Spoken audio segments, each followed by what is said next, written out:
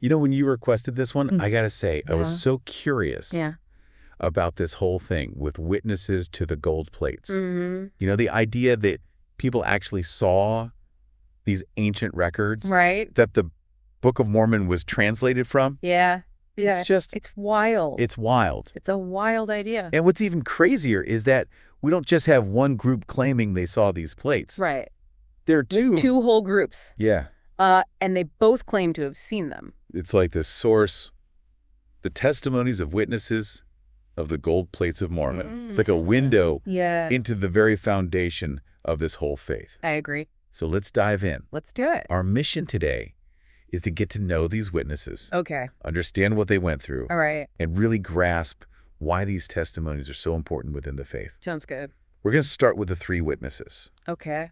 Oliver Cowdery, David Whitmer, and Martin Harris. Their story is intense. Yeah, their experience is profoundly spiritual. Oh, yeah. They claim to have seen the plates. Okay. Not with their physical eyes, though. Oh, wow. But through a vision that God orchestrated and that an angel delivered to them. An angel. Uh-huh. Now, that's not something you hear every day. No, it's not. What do you think the significance is of that detail? Throughout history, angels have shown up in so many religious stories. That's true. It seems like people have always wanted to experience something divine. Right. Like they need something beyond the ordinary to validate what they believe. Yeah, totally. In this case, the angel takes this event from a simple sighting to a full-blown, divinely sanctioned revelation. And doesn't stop there, right? Right, it goes even further. Yeah.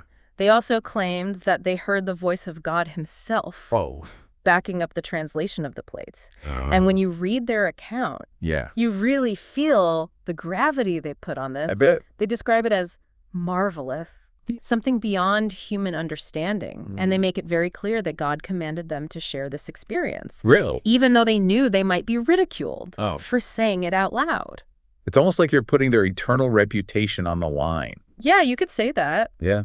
And in their written testimony, they directly link their faith in Christ to being found blameless before God on Judgment Day. So this wasn't just some random event for them. No, not at all. You know. This completely reshaped how they understood their faith in eternity. Heavy stuff. It is heavy. But now we shift gears. Okay. From this super spiritual experience to something a bit more down to earth. All right.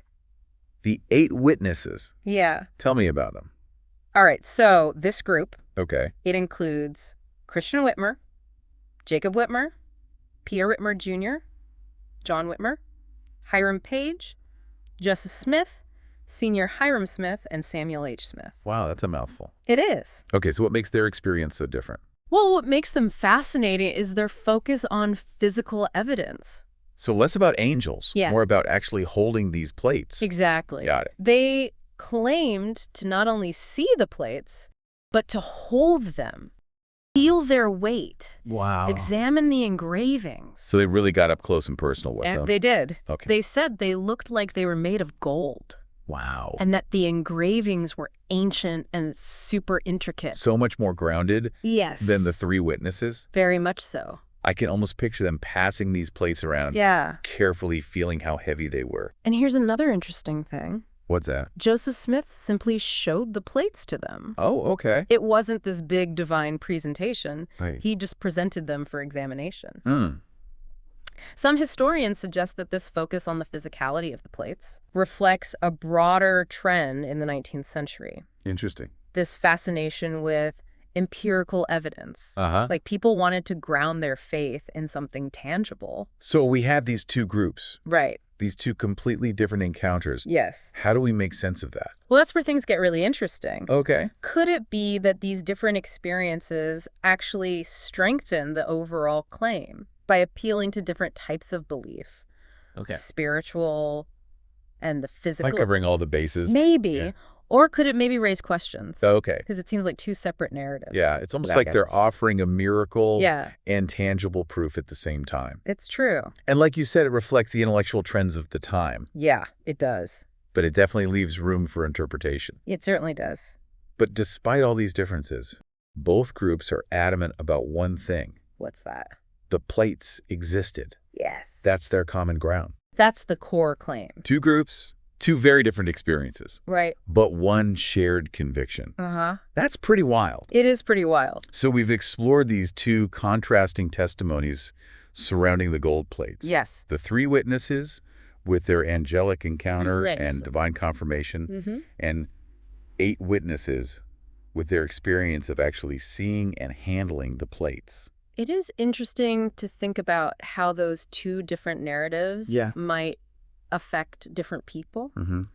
Some folks might be more convinced by the divine revelation of the 3 witnesses, while others might find the physical evidence presented by the 8 witnesses more persuasive. It really makes you think. It does. About what kind of evidence speaks to you. So as we wrap up, Okay. I want to leave you with a question. If you were face-to-face with these testimonies, Okay. which one would resonate with you more, and why? Interesting. That's something to think about. Yeah, it is. It's a question worth pondering. I agree. Keep exploring, keep questioning. But until next time, stay curious.